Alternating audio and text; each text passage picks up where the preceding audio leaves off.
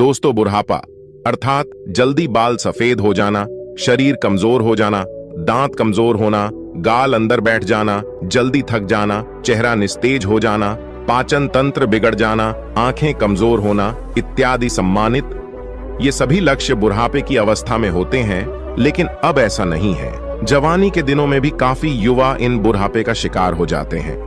तो आइए इसी बात को हम एक बौद्ध कहानी से समझते हैं। इससे पहले आप इस वीडियो को लाइक करें और अब तक आपने हमारे चैनल को सब्सक्राइब नहीं किया तो प्लीज चैनल को सब्सक्राइब कर लें और बेल नोटिफिकेशन को ऑल पर सिलेक्ट कर दें ताकि हमारी आने वाली वीडियो की सूचना सबसे पहले आपको प्राप्त हो। तो चलिए आज की कहानी को प्रारंभ करते हैं। दोस्तों, एक बार महात्मा बुद्ध एक सम्राट के राजदरबार में जाते हैं और उनसे पूछते ही, राजन बताइए आप लोग की प्रजा कैसी? राजन कहते हैं, हे भगवान, आपने जो उपदेश दिया है इससे हमारी पूरी प्रजा में लोग 60 वर्ष के हैं। उन्हें भी देखने में ऐसा लग रहा है जैसे 20 वर्ष के हो चुके हैं। सबकी ढलती उम्र जैसे रुक गई है, थम गई है। भगवान, सब लोग स्वस्थ हैं। हमारे राज्य में लोग तो बैठकर आराम कर रहे हैं क्योंकि अब किसी को दवा की जरूरत नहीं है। सभी लोग एकदम स्वस्थ हैं। हमारी प्रजा बहुत ही खुश है। दोस्तों, आज की कहानी बहुत ही ज्ञानवर्धक है, इसलिए इस कहानी को अंत तक अवश्य सुनिए।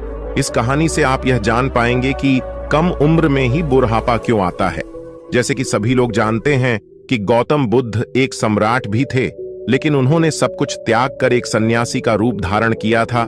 इसीलिए उन्हें सब पता था हमें क्या खाना चाहिए, हमें कैसी दिनचर्या अपनानी चाहिए। दोस्तों, आज हम महात्मा बुद्ध के 12 महत्वपूर्ण नियम, या यह कह लो आज हम पूरे जीवन का रहस्य जानने वाले हैं। इसलिए आप सबसे विनम्र निवेदन है कि पूरी कहानी को ध्यानपूर्वक सुने और इन 12 बातों को सुनकर अपने जीवन में उतार लीजिए। यदि आप इन 12 उपदेशों को अपने जीवन में उतार लेते हैं तो आप अवश्य ही कभी बीमार नहीं होंगे और आपका बुढ़ापा आपको छू भी नहीं पाएगा। दोस्तों, इसे हम एक कहानी के माध्यम से समझते हैं जिससे हर एक बात आपके दिमाग में बैठ जाए और उसे आप जीवन में अपने उतार सके। तो चलिए कहानी को शुरू करते हैं। बहुत समय पहले की बात है।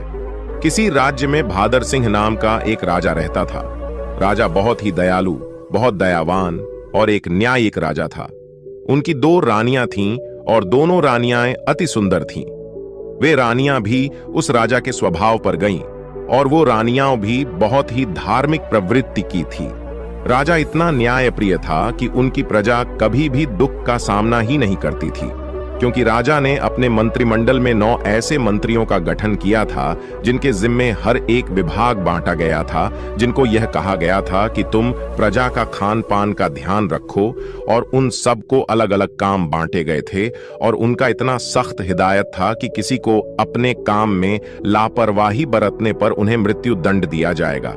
इसलिए उनके समूह में मंत्रिमंडल के जो मंत्री थे वे बहुत ही ईमानदारी से काम करते थे, और राजा को जब भी कोई न्याय करना होता था तो कभी भी वह किसी के साथ एक पक्षी न्याय नहीं करते थे। वह दोनों पक्ष के एक एक समस्याओं को बहुत ही बारीकी से समझते थे। दोनों के मुद्दों पर ध्यान देकर वहीं पर निष्पक्ष फैसला सुनाते थे। इस तरह से राजा के पूरे राज्य की प्रजा बहुत ही सूखी, और राजा हर हफ्ते राज्य का एक चक्कर लगाते थे और पूरे राज्य के जीतने लोग भी थे। उन सबको सभा में बुलाया जाता था। किसके घर में कितना अनाज हो रहा है, किसके घर में खाने के लिए है कि नहीं, इस प्रकार राजा की व्यवस्था होती थी। इसलिए उनकी प्रजा सुखी जीवन व्यतीत कर रही थी। उनका राज्य बहुत अच्छे से चल रहा था। सारी प्रजा सुखी थी और इसी सुख की वजह से हमेशा प्रजा राजा का गुणगान करती थी। ऐसे ही एक दिन सभा चल रही थी। तभी उस सभा में एक किसान और उसकी पत्नी आते हैं और कहते हैं, महाराज, आज हमारे पास एक बहुत बड़ी समस्या है। कृपया आप हमारी समस्या का समाधान करें। राजन बोले, बताइए क्या बात है? किसान कहता है कि मेरे 2 बेटे हैं और अभी उनकी उम्र बहुत कम। अभी से ही उनकी उम्र ज्यादा से ज्यादा 26 से 28 साल की होगी, लेकिन वह देखने में ऐसे लग रहे हैं जैसे उनकी उम्र 60 वर्ष की हो चुकी है। उनके सिर से बाल झड़ते जा रहे हैं, उनका पेट निकलता जा रहा है। वे बहुत आलसी हो गए हैं, कोई भी काम नहीं करते हैं। हमने इधर उधर से बहुत दवाइयां करवाई लेकिन कोई फायदा नहीं हुआ। महाराज कहते हैं ठीक है, और अपने मंत्री जी को आदेश देते हुए कहते, मंत्री जी, अपने राजवेद से इस किसान के बेटे का इलाज करवाया जाए और जो भी खर्च होगा उसे राज्य कोष से भरा जाए। और मंत्री जी ऐसा ही करते हैं। फिर राजवैद्य किसान के दोनों बेटों का इलाज राजकोष से करते हैं। काफी दिन इलाज चलने के बाद फिर भी वह किसान सभा में उपस्थित होता है और कहता है, महाराज कोई आराम नहीं हुआ, मेरा बेटा वैसे का वैसा ही है। राजा कहते हैं, ठीक है, हम इस पर विचार करेंगे। और इस पर विचार चल ही रहा था कि तभी उस गांव से एक पति पत्नी रोते हुए आते हैं और वह भी उसी समस्या का निवारण करना चाहते थे। फिर धीरे धीरे सवाल चल ही रहा था कि एक एक करके पूरे गांव के आधे से ज्यादा लोग वहां आ गए। राजा असमंजस में पड़ गया। उन्होंने तुरंत आपातकालीन सभा बुलाई कि राज्य में जितने भी वैद्य है सबको बुलाया जाए और दिखाया जाए कि आखिर ऐसी क्या समस्या है जिसकी वजह से हमारे राज्य के सभी नवयुवक बूढ़े दिखने लगे हैं। इस समस्या पर पूरा शोध किया जाए। राजा का यह सख्त आदेश था कि जल्द से जल्द इस पर कार्रवाई किया जाए और पूरे राज्य में छानबीन की जाए। सभी का घर घर जाकर पता लगाया जाए कि इसका कारण क्या है। जितनी भी प्रसिद्ध वैद्य थी सभी को बुलाया गया और फिर एक आपातकालीन बैठक की गई और उस आपातकालीन बैठक में सारे विचार विमर्श किया गया। राजा ने सभी वेदों से कहा, आप लोगों के पास 10 दिन का समय है और इस 10 दिन के अंदर पूरे राज्य के हर एक घर की बीमारी का पता लगाइए। ऐसी कौन सी बीमारी है या ऐसी कौन सी चीज है जिसे खाने से यह बीमारी हो रही है। राजा ने कहा कि जो भी राज्य में इस बीमारी का सही सटीक पता लगाएगा उस राजवैद्य को उचित पुरस्कार के रूप में एक राज दे दूंगा। अब सारे वैद्य एकदम से एक तल्लीन होकर जुट गए और घर घर जाकर रात दिन एक एक करके पूरा 10 दिन छानबीन की। फिर वे एक दिन जब राज्य की सभा लगती है तो उस राज्य में सारे राज्य वैद्य और पूरे राज्य के लोग इकट्ठा होते हैं। फिर राजा एक एक करके सारे वैद्य से पूछते हैं। तब सारे राजवैद्य अपने अपने विचार रखते हैं, महाराज हमने पूरी छानबीन किया और छानबीन के हिसाब से हमने लोगों का उपचार भी किया, लेकिन किसी को आराम नहीं मिल रहा है। फिर एक राजवेद खड़े होते हैं जो बहुत ही बुजुर्ग थे। उनकी उम्र लगभग 125 वर्ष या 130 साल की थी और उन्होंने कहा, हमारा जो अपना निष्कर्ष निकला, हमारा जो अपना अनुभव है, उस अनुभव से हमें यही लगता है कि हमारे यहाँ रहन सहन और यहाँ के खाने में कुछ दिक्कत हो रही है जिसके वजह से ये सब हो रहा है, लेकिन हमारे पास इसका सटीक जवाब नहीं है। राजा उस बुजुर्ग राजवैद्य की बात सुनकर वह राजा असमंजस में पड़ जाते हैं कि 130 साल के बुजुर्ग यह बात बता रहे हैं। तो राजा ने कहा, इसका समाधान क्या होगा? अब इसका समाधान भी आप ही बताइए, क्योंकि हम आज 1 महीने से इस कारण से चिंतित हैं। 1 महीने से हमारी प्रजा परेशान हो रही है और इसे देखकर हम लोग इसी सोच से परेशान होते जा रहे हैं। मेरे भी बाल झड़ने शुरू हो गए हैं। हमारे परिवार में महारानियां, राजकुमार, राजकुमारी या जो भी है, सब लोग इस समस्या से परेशान हैं। आखिर समाधान तो बताइए। फिर वो राजवैद्य हाथ जोड़कर खड़े होते हैं और राजा से कहते हैं, राजन हमें क्षमा करिए, लेकिन हमारे पास इसका कोई उपाय नहीं है। उन्होंने आगे कहा, इन सारी समस्याओं का समाधान एक ही व्यक्ति के पास है। अगर उस व्यक्ति को बुला लिया जाए तो आपके राज्य की सारी समस्याएं खत्म हो जाएंगी, सारी बीमारियां हमेशा के लिए खत्म हो जाएंगी। उनके अलावा इसका समाधान किसी के पास नहीं है। महाराज कहते हैं, वैद्य जी हमें जल्दी बताइए, इस शुभ काम के लिए देरी मत करिए। मुझे जल्द से उस महापुरुष, उस ज्ञानी का नाम बताइए और अब हम उन्हें अपने राज्य में आमंत्रित करेंगे। वो राजनीतिज्ञ कहते हैं, क्षमा करें महाराज, हमें उनका पता नहीं है कि वो कहां रहते हैं, लेकिन उनका किसी राज्य में उपदेश अवश्य चल रहा होगा। कृपया आप अपने सैनिकों को सारे राज्य में भेज करके पता लगाए कि महात्मा बुद्ध किस राज्य में हैं, कहां पर है, कहां पर उनका उपदेश चल रहा है। केवल उन्हीं के पास इस समस्या का समाधान है और दूसरा किसी के पास इसका कोई समाधान नहीं। राजा यह बात राज्य वैद्य की मुंह से जैसे ही सुनते हैं, उन्होंने अपने सबसे काबिल मंत्री को यह आदेश देते हैं कि जल्द से जल्द महात्मा बुद्ध का पता लगाया जाए और उन्हें आदर सम्मान के साथ अपने राज्य में लाया जाए। यह हमारा सख्त आदेश है। इसके लिए जितने भी गुप्तचर चाहिए उन्हें ले लिया जाए और उनका जल्द से जल्द पता लगाया जाए कि इस समय महात्मा बुद्ध का किस राज्य में उपदेश चल रहा है। वह जरूर आएंगे। उनको हमारा संदेश भेजिए, उनको कहिए कि सम्राट बुलाए है। अगर वो नहीं आते तो आप मुझे बताइए, मैं स्वयं अपनी समस्याओं को लेकर उनके पास जाऊंगा। और सारे मंत्री तुरंत चारों दिशा में फैल जाते हैं और काफी अथक प्रयास करने के बाद, काफी मेहनत करने के बाद यह पता चलता है कि महात्मा बुद्ध काफी दूर राजनीतिक उपदेश दे रहे हैं। मंत्री वहां जाते हैं और बुद्ध को प्रणाम करते हैं और कहते हैं, भगवान आपको हमारे राजा ने बुलाया है। हमारे राज्य पे बहुत बड़ी बीमारी आ गई है, कृपया आप हमारे साथ चलने की कृपा करें। महात्मा बुद्ध इतने दयालु, इतने हंसमुख, उनका तो बस एक ही उपदेश था कि इस धरती पर हर एक प्राणी स्वस्थ और निरोग रहे, किसी के मन में छल ना रहे, कपट ना रहे, कोई दुखी ना रहे, सभी लोग हंसते रहे। जैसे ही उन्होंने सैनिकों के मुंह से सुना, उन्होंने कहा, क्यों नहीं, हम तुरंत चलते हैं। और महात्मा बुद्ध उस मंत्री के साथ राज्य में आने के लिए तैयार हो गए और उनके साथ जो उनके शिष्य थे वो भी आते हैं। राजा महात्मा बुद्ध का दरबार में स्वागत करते हैं। उन्हें प्रणाम करते हुए सादर आमंत्रित किया जाता है और फिर वह राजा महात्मा बुद्ध से कहते हैं, भगवान हमारी बड़ी ही हंसमुख प्रजा है, सुखी है, लेकिन आज उनके ऊपर बहुत बड़ी विपत्ति आ गई है। जब इनके ऊपर विपत्ति आ गई है तो मान लीजिए कि हमारे ऊपर ही विपत्ति आ गई है। ये प्रजा नहीं है, ये हमारे परिवार के सदस्य हैं। कृपया आप इन सभी की समस्याओं का समाधान कीजिए। महात्मा बुद्ध राजा की तो पहले ही प्रशंसा सुन चुके थे। राजा की सोच और विचार से महात्मा बहुत प्रभावित हुई और मुस्कुराते हैं और राजा से कहते हैं, क्यों नहीं, ये तो कुछ नहीं है, सब ठीक हो जाएगा। इस समस्याओं को सारे लोग स्वयं पाल रखे हैं। ऐसी बात सुनकर राजा मुस्कुराते हैं और कहते हैं, भगवान इतनी बड़ी समस्या है और आप कह रहे हैं कोई समस्या नहीं है।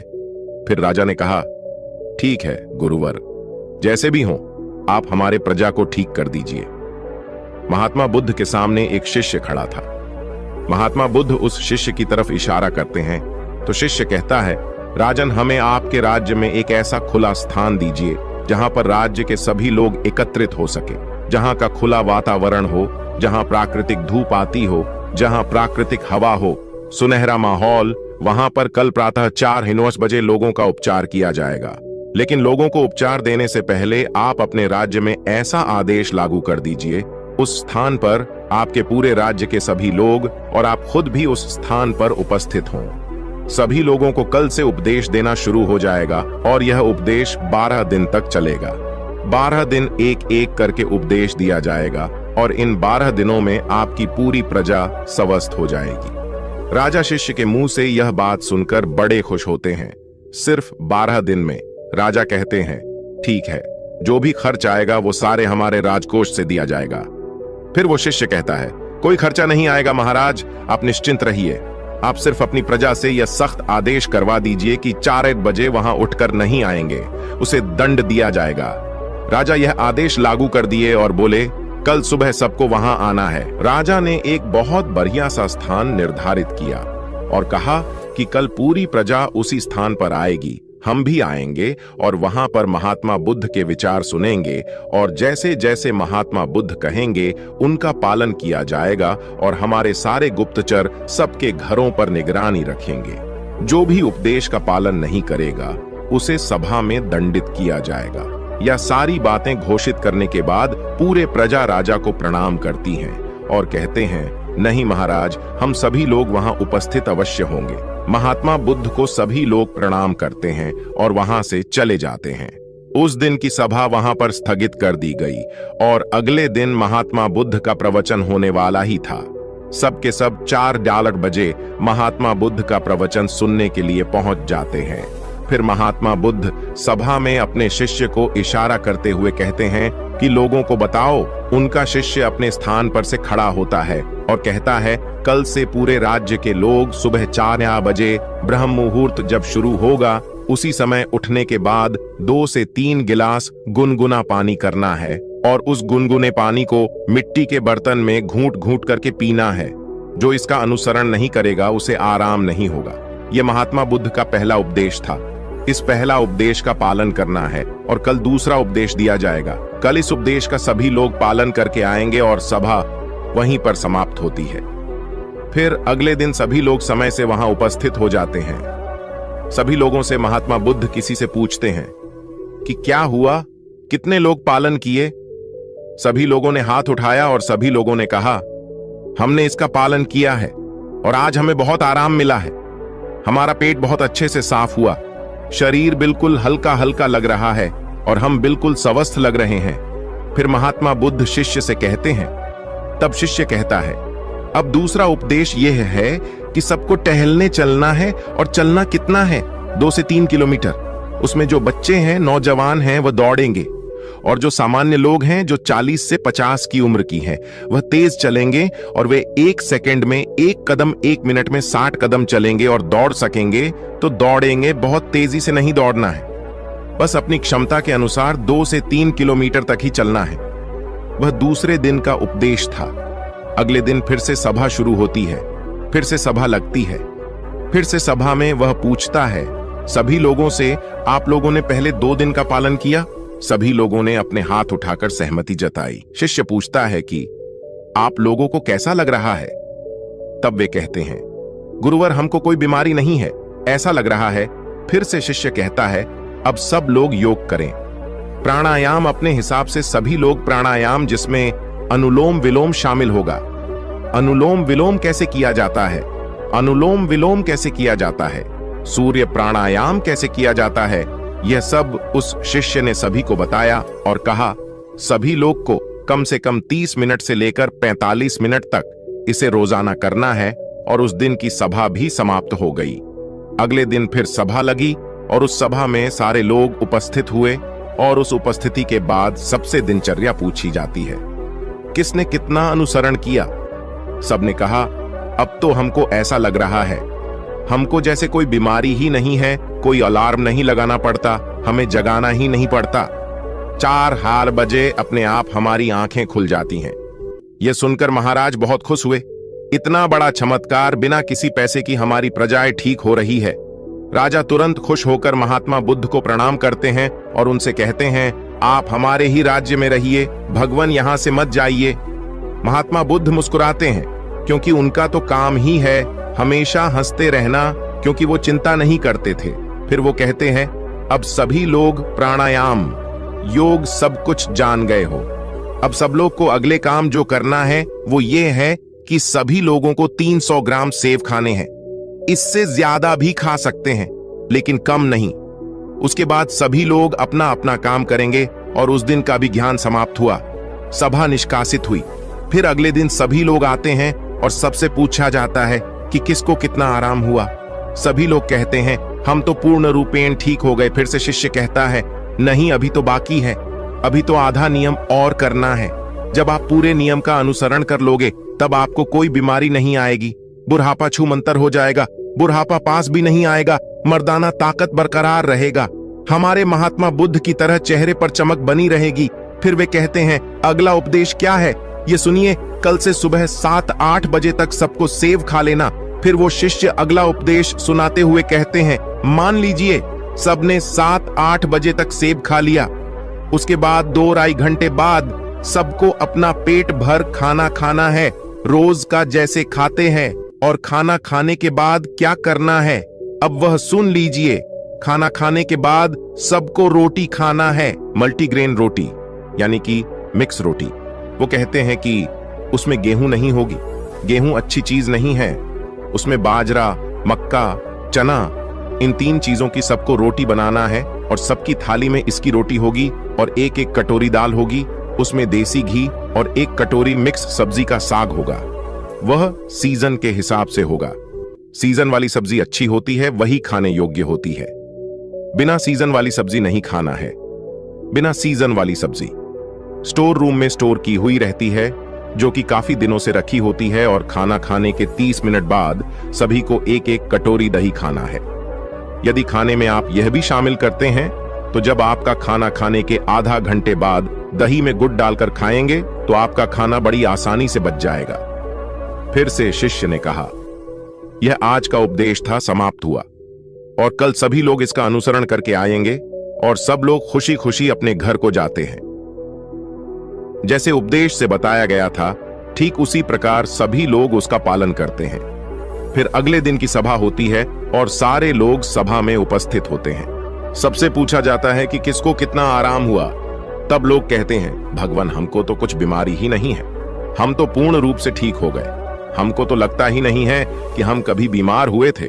महाराज और खुश हो गए। वह कहते हैं, यह तो खाना ही खाने से सब लोग ठीक हो गए, खाने से सबकी बीमारियां ठीक हो गईं। धीरे धीरे लग रहा था जैसे कि सबका मोटापा भी अपने आप चला गया। फिर वो कहता है, रुकिए, अभी तो कुछ और बाकी है, आगे का सुनिए। सबसे पहले वो शिष्य बताता है कि आप लोग यह भी ध्यान रखें कि खाना और पीना दोनों एक साथ ना करिए। जैसे खाना निगलते वक्त आपको दिक्कत हो रही है, थोड़ा सा एक घूंट पानी बीच में पी सकते हैं, परंतु इकट्ठा पानी एक गिलास नहीं पीना है। खाना खाने के 1 घंटे बाद ही पूरी तरह से आप जितना चाहे पानी पी सकते हैं। अब जैसे सब लोगों ने 10 या 11 बजे तक खाना खा लिया, अब सबको भूख पुनः लगेगी तो 4 या 5 बजे आप सबको एक प्लेट सलाद लेनी है और सबको सलाद अपने वजन के हिसाब से लेना है। जैसे 50 किलो का वजन है तो उसको परसेंट के हिसाब से लेना है। जैसे 60 किलो है तो 300 ग्राम, किसी का 70 किलो है तो 350 ग्राम, किसी का 80 किलो वजन है तो 400 ग्राम सलाद अवश्य लें। उस सलाद में क्या होगा? सलाद में होगा गाजर, चुकंदर, मूली, टमाटर और 1 टुकड़ा अदरक होगा। 3 से 4 लहसुन की कलियां होंगी और स्वाद के लिए आप उसमें काला नमक या भुना हुआ जीरा भी डाल सकते हैं। सलाद लेने के पहले कुछ भी खाना पीना नहीं है, जैसा कि पहले ही बता दिया है। उसको फॉलो करिए और अगले दिन आइए, उस दिन की सभा समाप्त होती है। सभी लोग अपने घर चले जाते हैं और जैसी जैसी वह नियम बताए गए थे सब लोग उसका पालन करते हैं। फिर अगले दिन सभा में सबसे पूछा जाता है कि आप लोगों को कैसा लग रहा है, आपका शरीर कैसा अनुभव कर रहा है। सभी लोगों के चेहरे पर मुस्कान और सबका चेहरा एक तेज की तरह चमक रहा था। ऐसा लग रहा था जैसे उनकी ढलती उम्र थम सी गई हो। फिर राजा बद्धे प्रसन्न होते हैं। फिर राजा महात्मा बुद्ध के चरण में जाकर प्रणाम करते हैं और कहते हैं, धन्य हैं भगवान, आपने तो सबको खाने से ही ठीक कर दिया। तब उसने कहा, महाराज रुकिए, अभी तो सारे उपदेश बाकी हैं। अभी जब मैं पूरा उपदेश बता दूंगा तब हमारे भगवान की तरह कोई बीमारी नहीं होगा, कभी किसी को बुढ़ापा नहीं आएगा। राजा कहते हैं, जल्दी बताइए गुरुवर, जल्दी बताइए, हमें सारी चीजें सुननी है। मैं भी महसूस कर पा रहा हूं कि जैसे मुझे भी कोई बीमारी नहीं है। मैं अब 16 वर्ष का हूं। फिर वे बताते हैं, अब रात में क्या करना है। सबका खाना जो रात का है, सूर्य डूबने से पहले सब लोग को खाना खा लेना है, क्योंकि जब हमारे पेट पर सूर्य की रोशनी पड़ती है तो उस पर हमारा पेट में हमारा अन्नाशय ज्यादा काम करता है। जब धीरे धीरे सूर्य की रोशनी कम होने लगती है तो हमारा अन्नाशय काम करना बंद कर देती है। इसीलिए ऋषि मुनि लोग सूर्य डूबने से 1 घंटे पहले खाना खा लेते थे। इसके 2 फायदे हैं। जब आप सूरज डूबने से पहले खाना खा लेंगे तो आपका सारा खाना पचना शुरू हो जाएगा, और जब आप सोने जाएंगे तो 3 या 4 घंटे में आपका सारा खाना पूर्ण रूप से पच जाएगा। इसके फायदे, एक तो आपको नींद बढ़िया आएगा, और अगर आप लेट खाना खाते हैं तो अपने जीवन को बिगाड़ लेते हैं तो उससे आपको जल्दी नींद नहीं आएगी। आपके पेट में अच्छे से खाना पचेगा नहीं, इससे आपको गैस बनेगा। इसलिए आपको सूर्यास्त के 1 घंटे पहले रात का खाना खा लेना है। और खाने में क्या क्या लेना है वह है मल्टीग्रेन, रोटी साग सब्जी सीजन के हिसाब से 2 चीज और खाना है। कितना खाना है? नाम मात्र, यानी कि हल्का खाना खाना है, जैसे लगी कि आपने खाना नहीं खाया है। फिर उसके 1 घंटे बाद आपको 1 गिलास दूध पीना है, उसमें 3 ग्राम हल्दी डाल देना है। हल्दी शुद्ध घर का होना चाहिए, बाजार का नहीं। उसे उबालें और जब ठंडा हो जाए फिर उसको पीना है। हल्दी वाला दूध आपकी सारी बीमारी को नाश कर देता है, यही इतना शक्तिशाली होता है। अब सारे लोग इसका पालन करेंगे और उसका अनुसरण करेंगे। इसके बाद दूध पीने के तुरंत बाद सोने नहीं जाना है। दूध पीने के 1-2 घंटे बाद ही सोना है, और आपको रात 10 बजे तक सो जाना है। जब आप 10 बजे सो जाएंगे तो आपको बहुत अच्छी नींद आएगी, आपके सारे खाने पच जाएंगे। जब आपको अच्छी नींद आएगी तो 4 बजे सुबह अपने आप आपकी नींद खुल जाएंगी। आपको कोई तनाव नहीं होगा, कोई बीमारी नहीं रहेंगी। अंत में शीर्षक कहते हैं, ध्यान से सुनिए, सबको वर्तमान में जीना है, सबको बच्चों की तरह जिंदगी जीना है। जैसे छोटे बच्चे को कोई टेंशन नहीं होता कि उनकी मम्मी का पड़ोसी से झगड़ा हो रहा है, उन्हें उससे कोई मतलब नहीं होता है। मेरे घर में खाना है या नहीं। छोटे बच्चों को जो खाना मिल जाता है वह उसे खाकर अपने आप खेलते रहते हैं, सिर्फ उनका पेट भरा रहे। अगर उसका पेट भरा रहता है तो उसे कोई मतलब नहीं है। इसीलिए आप सभी अपने वर्तमान में जिएं। भूत भविष्य की चिंता बिल्कुल मत करिए। आज हमारे साथ जो है उसमें खुश रहिए। भविष्य में क्या होगा, भूत में क्या बीत गया, उसकी चिंता मत करिए। जब आप वर्तमान में जिएंगे तो कोई तनाव नहीं होगा, कोई चिंता नहीं होगी और तब कोई बीमारी भी नहीं पड़ेगी। तो ये सब नियम का पालन करना है। और एक बात की, कभी भी बाहर की चीज मत खाइए। जो खाना है अपने घर पर शुद्ध बनाकर खाइए, क्योंकि बाहर की चीजों में बहुत ज्यादा मिलावट हो रही है। इन सभी को उपदेशों को जो पालन करेगा वह कभी भी बूढ़ा नहीं होगा, उसे कभी बीमारी नहीं होगी। इसी नियम का सब लोग पालन करेंगे। फिर 1 महीने बाद यहीं पर एक सभा लगेगी और उसे सभा में सभी लोग उपस्थित होंगे। और इस तरह समय बीत गया। 1 महीने बाद महात्मा बुद्ध फिर महाराज के पास पहुंची।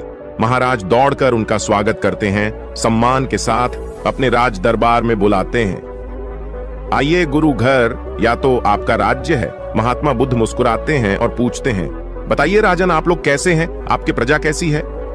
राजन कहते हैं, भगवान, आपने जो उपदेश दिया है उससे हमारी पूरी प्रजा में जो लोग 60 वर्ष की थी, उन्हें देखने में ऐसा लग रहा है जैसे भी 21 वर्ष के हो गए हैं। सबकी ढलती उम्र थम सी गई है। हमारे राज भर में लोग तो बैठकर आराम कर रहे हैं, क्योंकि अब तो कोई भी दवा की जरूरत नहीं है।